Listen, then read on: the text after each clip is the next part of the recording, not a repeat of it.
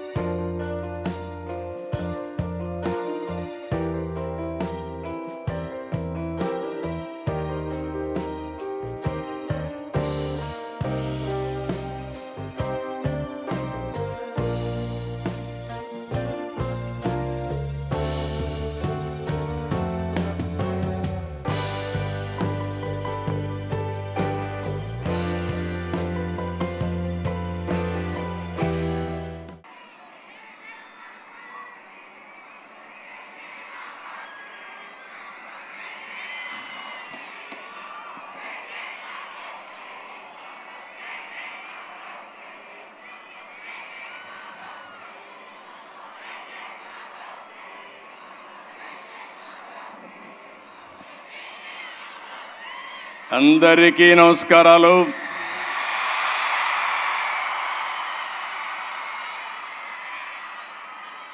మొట్టమొదటిసారిగా చూస్తే ఈ సభ రాజకీయ సభ కాదు, అంతకంటే సినిమా సభ కూడా కాదు, విజయోత్సవ సభ కాదు. మా మిత్రుడు పవన్ కళ్యాణ్ గారు, బాలకృష్ణ గారు సక్సెస్ పిక్చర్స్ ఈవెంట్ కాదు. స్వచ్ఛందంగా డోనర్స్ డబ్బులు ఇచ్చి ఈ షోకు వచ్చారంటే మీ అందరికీ మనస్ఫూర్తిగా ఎన్టీఆర్ మెమోరియల్ ట్రస్ట్ తరపున అభినందనలు, ధన్యవాదాలు.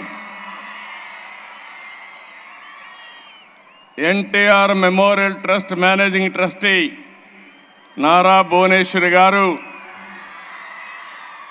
ఈ ఈవెంట్ చూసిన తర్వాత నాకు నమ్మకం పెరిగింది.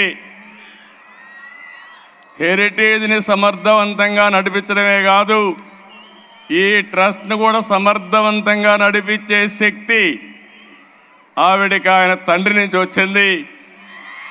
ఎన్టీఆర్ ఎంత మొండి ఘటమో భువనేశ్వర్ కూడా అంతే మొండి ఘటం అని చెప్పి కూడా నేను మీకు తెలియజేస్తున్నాను. ఎప్పుడు కూడా ఒక మంచి కార్యక్రమం జరగాలంటే సమర్థవంతమైన టీం ఉండాలి. ఆ టీంలో భాగంగానే CEO NTR memorial trust Rajendra Kumar గారు, సిబ్బంది, ఎప్పటి నుంచో అక్కడ పనిచేస్తున్న గోపి, మా మిత్రుడు ఉప ముఖ్యమంత్రి, ఈ రాష్ట్రానికి ఏదో చేయాలని తపనుండే వ్యక్తి పవన్ కళ్యాణ్ గారు,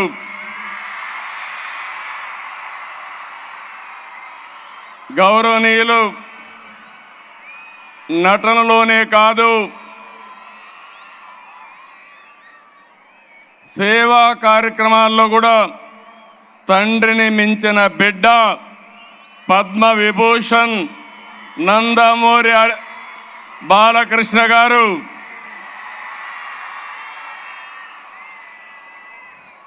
మొన్నటి వరకు సేవలు అందించినటువంటి ఎన్టీఆర్ మెమోరియల్ ట్రస్ట్కి నారా లోకేష్ గారు, నేను మంత్రిగా రికగ్నైజ్ చేయడం లేదు, ఇక్కడ ఆ ట్రస్ట్కు సేవలు అందించాడు కాబట్టి ఆయన్ని ఇక్కడ రికగ్నైజ్ చేస్తున్నాం. ఈరోజు ఈ ట్రస్ట్లో మేనేజింగ్ ట్రస్టీ భువనేశ్వర్ గారు అయితే ట్రస్టీ మెంబర్గా పనిచేస్తున్నటువంటి బ్రహ్మణి గారు, ఇప్పుడే దేవాంశం చూస్తున్నా, వాడందరిని అప్పుడే కంట్రోల్ చేస్తున్నాడు, నాకు కూడా 5 నిమిషాలే టైం ఇచ్చాడు. అదే మాదిరిగా నందమూరి తమన్ గారు, ఈ కార్యక్రమానికి విచ్చేసినటువంటి మా కుటుంబ సభ్యులందరికీ, ఎన్టీఆర్ ట్రస్ట్ ఎంప్లాయీస్ అందరికీ, అదే మాదిరిగా స్టూడెంట్స్ని చూస్తున్నా ఎంతో ఉత్సాహంగా వచ్చారు. అలాంటి విద్యార్థులందరికీ, డోనర్స్ అందరికీ, ఈరోజు వివిధ సంస్థల నుంచి వచ్చారు, ఒక మంచి కార్యక్రమానికి వచ్చారు. వారందరికీ పేరు పేరున మనస్ఫూర్తిగా మరొకసారి నా అభినందనలు. నేను చాలా కార్యక్రమాలకు వెళ్తాను కానీ, ఎన్నో మీటింగులు చేశాను కానీ, ఈరోజు మీ కేరింతలు చూస్తూ ఉంటే మాకు ఎక్కడా లేనటువంటి శక్తిని ఇస్తున్నారు. ఇది ఒక మంచి కార్యక్రమానికి మీరిచ్చే ఆదరణ. శభాష్ విజయవాడ. డోనర్స్ అందరికీ మనస్ఫూర్తిగా అభినందనలు.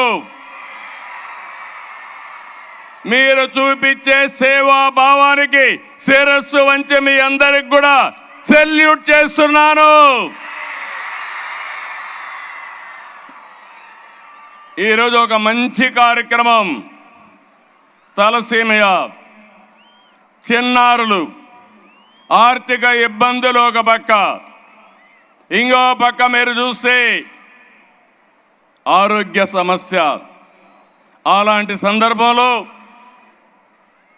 ఒక మంచి కార్యక్రమానికి శ్రీకారం చుట్టినటువంటి మెమోరియల్ ట్రస్ట్ని మనస్ఫూర్తిగా అభినందిస్తున్నాను. ఏదో చెప్పడం కాదు, 200 మందికి సేవలు అందించి కాదు, ఇంకా పెద్ద ఎత్తున చేయాలని ముందుకొచ్చిన మనసుండే వ్యక్తి భువనేశ్వరి గారని చెప్పి కూడా నేను మీకు తెలియజేస్తున్నా. అందుకే ఎన్టీఆర్ మెమోరియల్ ట్రస్ట్ని, ఇంకో పక్కన అక్కడ పనిచేసే సిబ్బందికి గట్టిగా చప్పట్లు కొట్టి మీరందరూ కూడా అభినందించాలి, ఆశీర్వదించాలి. ఇందులో నా పాత్ర ఏమీ లేదు, నేను ఎవ్వరికీ చెప్పలేదు. మా నాయకులకి, మా కార్యకర్తలకు కూడా ఒక్క మాట కూడా చెప్పలేదు. కానీ ఈరోజు మీటింగ్ చూస్తే మేమెవరూ ఆర్గనైజ్ చేయనంతగా బ్రహ్మాండంగా చేశారంటే ఒక మంచి సంకల్పానికి ఎప్పుడూ ప్రజల సహకారం ఉంటుందనడానికి ఇది ఒక ఉదాహరణ అని చెప్పి కూడా నేను మీకు తెలియజేస్తున్నా. మీరందరూ చూస్తే ఎన్టీఆర్ అంటే తెలుగు జాతి పౌరుషం, మంచి పాలన మాత్రమే కాదు, ఎన్టీఆర్ అంటే మంచి సమాజం కోసం నిరంతరం తప్పించిన వ్యక్తి.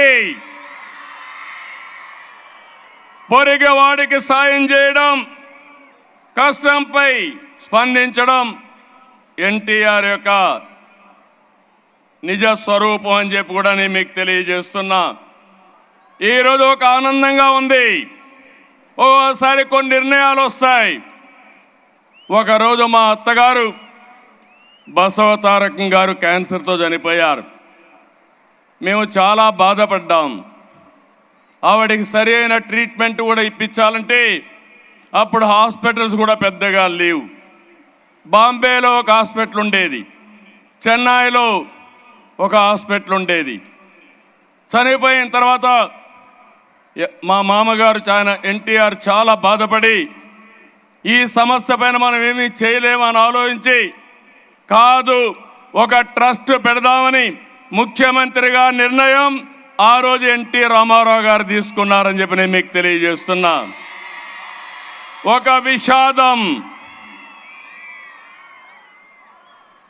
ఒక మంచికి విత్తనం పడింది. అదే బసవతారకం క్యాన్సర్ హాస్పిటల్. ఆ తర్వాత నేను ముఖ్యమంత్రి అయిన తర్వాత బసవతారకం క్యాన్సర్ హాస్పిటల్ని అభివృద్ధి చేసి నిధులు ఇప్పించి ఆనాటి ప్రధానమంత్రి వాజ్పేయి గారి ద్వారా ఇనాగరేషన్ చేశాం. తర్వాత అబ్దుల్ కలాం వచ్చారు, ఆయన కూడా ఆశీర్వదించాడు. ఈరోజు బాలకృష్ణ గారు బసవతారకం క్యాన్సర్ హాస్పిటల్ని సమర్థవంతంగా ముందుకు తీసుకెళ్తున్నారు. అదే సమయంలో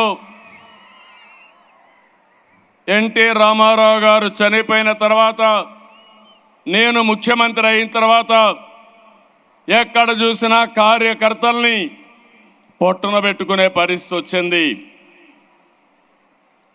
కొంతమంది ఏవైతే ఫ్యాక్షన్ పాలిటిక్స్లో చాలామందిని చంపేశారు, తండ్రులు లేని అనాథలయ్యారు. అదే మాదిరిగా నక్సలైట్స్ ఉద్యమంలో కొంతమందిని కోల్పోయాం, బస్ యాక్సిడెంట్లో కోల్పోయాం, యాక్సిడెంట్స్లో కోల్పోయాం. అప్పుడు నాకు అనిపించింది, తెలుగుదేశం పార్టీని నమ్ముకున్న తెలుగుదేశం పార్టీ కుటుంబ సభ్యులు, నా కుటుంబ సభ్యులు అనాథలు కాకూడదనే ఉద్దేశంతోనే ఎన్టీఆర్ మెమోరియల్ స్కూల్ పెట్టి మొట్టమొదటిగా శ్రీకారం చుట్టాం. ఇది కూడా మీరు ఒకసారి ఆలోచిస్తే ఒక బాధ ఆవేదనలో పుట్టింది ఎన్టీఆర్ మెమోరియల్ ట్రస్ట్ అని చెప్పి కూడా నేను మీకు తెలియజేస్తున్నా. అప్పటి నుంచి ఇప్పుడు చాలామంది చెప్పారు కాబట్టి నేను డీటెయిల్స్గా పోవడం లేదు.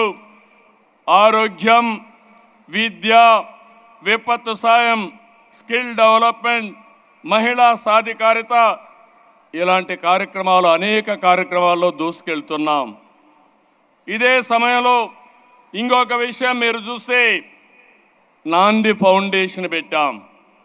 నేను అమెరికాకు పోయి అమెరికాలో ఎన్ఆర్ఐస్ అందరూ కలిసి మేము కూడా రాష్ట్రానికి సేవ చేయాలి, తెలుగు జాతికి సేవ చేయాలి.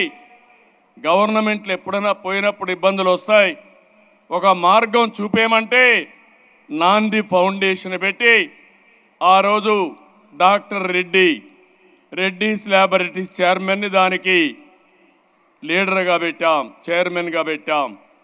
ఆ తర్వాత ఆయన చనిపోయేటప్పుడు అదే పనిగా ఆనంద మహేంద్రకు చెప్పి, ఇది నాకు చంద్రబాబు నాయుడు గారు అప్పచెప్పారు, నేను దీనిని మీకు అప్పచెప్తున్నాను, ఇది దేశ సంపద, భవిష్యత్తులో జాగ్రత్తగా చూసుకోమని ఆ రోజు రెడ్డి గారు ఆనంద మహేంద్రకు అప్పచెప్పారు. ఈరోజు నాందిని మీరు చూస్తే ఒక నేషనల్ ఎన్జిఓగా తయారైంది. బసవ తారకం ఒక బ్రహ్మాండమైన ఇన్స్టిట్యూట్గా తయారైంది. ఒక ఎన్టీఆర్ మెమోరియల్ ట్రస్ట్ ఈరోజు ఈ విధంగా సక్సెస్ అయ్యే పరిస్థితికి వచ్చింది. నేను గర్వపడుతున్న ఇద్దరిని చూసి. బాలకృష్ణ తల్లి పేరుతో వైద్య సేవలు అందిస్తున్నాడు, భువనేశ్వరి తండ్రి పేరుతో ఎన్టీఆర్ మెమోరియల్ ట్రస్ట్ రన్ చేస్తున్నారు. ఆ పుణ్య దంపతులకి దక్కిన ఏకైక గౌరవం ఇది. మరొక్కసారి ఆ పుణ్య దంపతులు తలుచుకోవాల్సిన బాధ్యత మనందరి పైన ఉంది. మంచి మనసుండే మనుషులు మన దగ్గర లేకపోయినా వాళ్ళ ఆశయాలు మన దగ్గర ఉన్నాయి, వాళ్ళ సంకల్పం మన దగ్గర ఉంది. అటు బసవ తారకం క్యాన్సర్ హాస్పిటల్ కానీ, ఇటు ఎన్టీఆర్ మెమోరియల్ ట్రస్ట్ కానీ శాశ్వతంగా ఉంటాయి. తెలుగు జాతి ఉన్నంత వరకు తెలుగు జాతికి పనిచేస్తాయని కూడా విజ్ఞప్తి చేస్తున్నా. ఈరోజు ఒక మంచి కాస్ కోసం ఈ కార్యక్రమాన్ని ఏర్పాటు చేశాం. నేను దానికంటే ఎక్కువ ఆనందపడుతున్నా. ఇన్ని వేల మందిలో సేవాభావాన్ని రగిలించడానికి ఈరోజు ఈ కార్యక్రమం ఉపయోగపడే పరిస్థితి వచ్చింది. సేవాభావం వస్తే అక్కడి నుంచి కార్యక్రమాలు ఆటోమేటిక్గా జరిగే పరిస్థితి వస్తుంది. ఈరోజు యూఫోరియా మ్యూజికల్ నైట్ పెట్టారు. ఎగ్జాక్ట్గా 28 సంవత్సరాలైంది. నాకు ఇప్పటికి కూడా జ్ఞాపకం, 11 సంవత్సరంలో స్వరవేద కార్యక్రమం ఆ రోజు గచ్చిబౌలిలో పెట్టాం. ఆ తర్వాత ఈ కార్యక్రమాన్ని రెండో కార్యక్రమం కింద ఈ కార్యక్రమాన్ని తీసుకున్నారు. ఆ రోజు ఈరోజు మీరు చూస్తే ఒక పక్కన శివమణి అప్పుడు వచ్చాడు, ఈరోజు కూడా వచ్చాడు. చాలా సంతోషం. ఈరోజు మీరు ఇక్కడ పనిచేసిన వాళ్ళు చూస్తే తమన్ గారిని మనస్ఫూర్తిగా అభినందిస్తున్నాను. ఒక్క రూపాయి కూడా తీసుకోకుండా నా వంతు కర్తవ్యంగా ట్రస్టుకు పనిచేస్తానని ముందుకొచ్చారు. వారి స్ఫూర్తికి మనస్ఫూర్తిగా ధన్యవాదాలు. ఒక మంచి పని ఉంటే వ్యక్తులు ఏ విధంగా స్పందిస్తారంటే, ఇప్పుడే మా మిత్రుడు పవన్ కళ్యాణ్ గారు 1,00,000 రూపాయలు టికెట్ తీసుకోకుండా 50 లక్షల రూపాయలు ట్రస్ట్కు విరాళంగా ఇచ్చాడంటే